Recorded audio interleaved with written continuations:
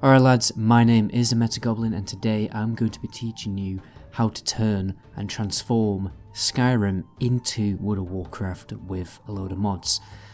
Now, a lot of mods on this list are very high quality. I'm quite surprised, particularly the weapon mods. They are absolutely astonishing. I was very impressed. Sometimes when I make these videos, the mods are a bit bare-boned and a bit, kind of stupid and bad, but we make these videos to laugh at them anyway.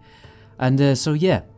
So be sure to like the video, it really helps out guys, especially as well, my car's broken down and my Christmas is pretty much over because I'm going to have to spend like £400 on a new catalyst converter getting fitted and all this kind of crap.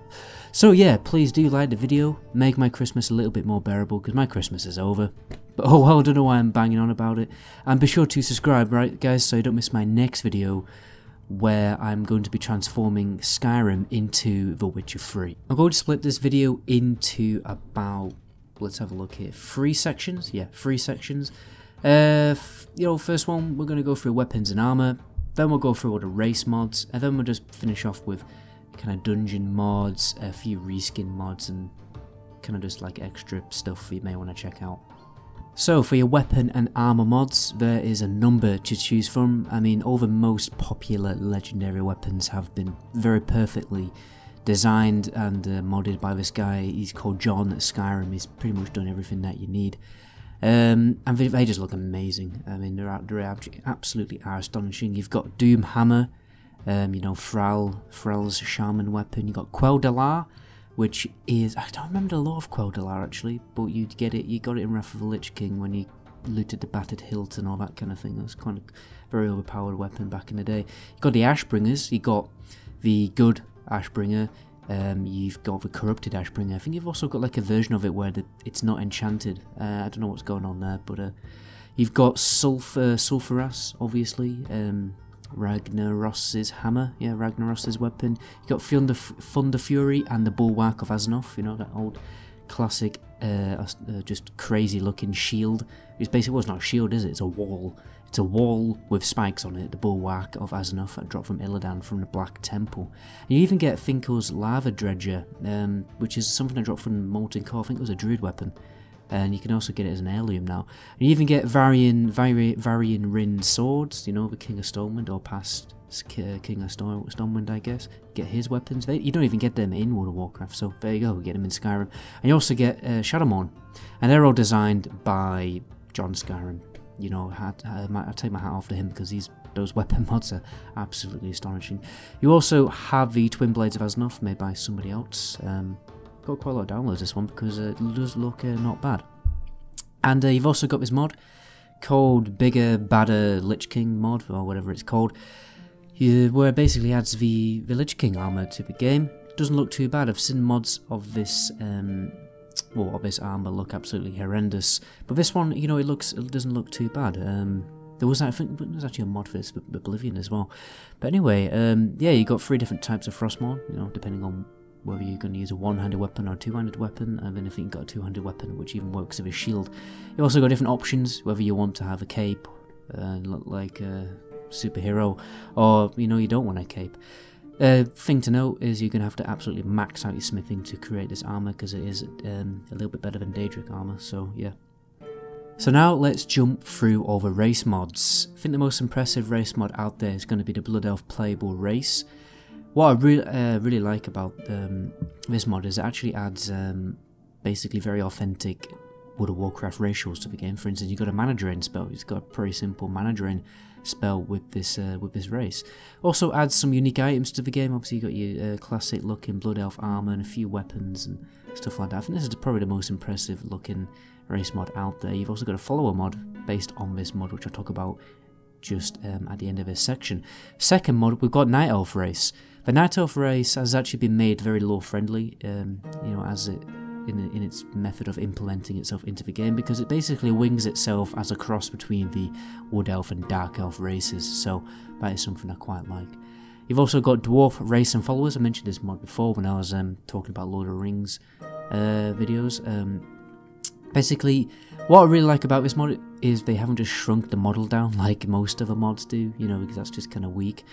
They actually adjust the shape of the race, so their shoulders are wider, they stick out, and they just basically look like you know, dwarves. You've also got a number of dwarves NPCs added to the game, which can be added as followers. So there you go. Fourth, yeah, the fourth race mod. You know, if you want to look like the Forsaken, you know, the undead in World of Warcraft, then you can just get the Draugr race mod, and you know, it's not that bad. It's just a fairly simple model replacer. You know, does the job, doesn't it? And yeah, to finish off this section, you've also got SYLVANAS, a standalone follower. Very impressive mod, probably one of the most impressive standalone follower mods. You've got, like, you know, you've got two versions of the NPC, of the follower. You've got her after she turns into a banshee, and before she, you know, before then, basically, when she's nice and good and everything. She functions mostly as an archer, and she will summon, like, phantom minions, which is pretty cool. But she'll also get 2 daggers out and go melee style if she needs to. And just to finish this section off, there is kind of like, this is technically a race mod, but I guess it's more of a class mod. It's called the Death Knight of Skyrim. Now this mod is actually very impressive. It functions as a complete gameplay overhaul, practically. I mean, basically you've got your races, you've got Death Knight race for each and every race of Tamriel.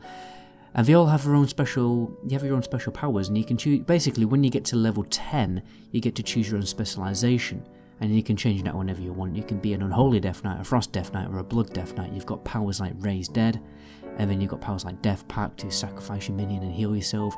And you can disease the crap out of people when you've got your Plague spec. You've got Howling Blast, you've got Army of the Dead. You know, you've got all the classic Death Knight spells added into this race mod, and you know, it's actually very impressive. You basically won't, you know, need to mess about with any of the other aspects of the game. You could just download this mod and become basically a full-on Death Knight. There you go, it's there for you. So let's finish off with a few extra mods which kind of, you know, don't fit very snugly into one category. First of all, you've got SCHOLOMANCE. It's not a bad dungeon crawl, guys. You have to go to Markarth and find it. I was quite impressed. It very authentically looks pretty much exactly like SCHOLOMANCE does. And not the, you know, crappy revamp that they did in, I think, probably Cataclysm. And, you know, very good boss fights, very challenging dungeon crawl, definitely worth checking out.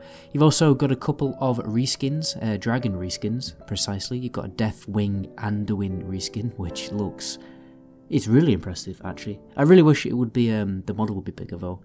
You know, as DEATHWING is, like, literally the biggest thing ever in World of Warcraft lore, I think, anyway. Or is he over? Maybe the Titans are bigger, but you know. And then you've also got a Griffin reskin. I think it's the Griffin reskin's mostly based on Witcher 3. Probably actually put this into a Witcher 3 video as well. And just to finish off, guys, you also have this mod called Azeroth in Skyrim. It's obviously a very unfinished alpha mod. You might want to just download it to have a mess about in, but you go, there's a portal just outside Whiterun where you basically taken to Azeroth. This guy, it's, you know, the mod is completely unfinished, but he attempted to recreate basically Elwyn Forest, Darkshire, Redridge, and other locations, and it mostly did them quite well. But obviously it is very unfinished. But you know, if you want to go and explore this mod, it does look a lot like, you know, as World of Warcraft. You've also got the Dark Portal and stuff like that, and it's just a fun little gimmicky thing you can do, you know, to fill in your free time over Christmas. But anyway, I'm going to end the video there, guys.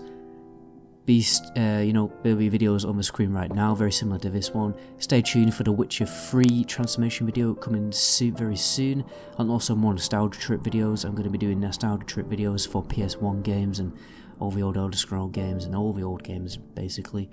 And yeah, my name is the Meta Goblin. Until my next video, ciao.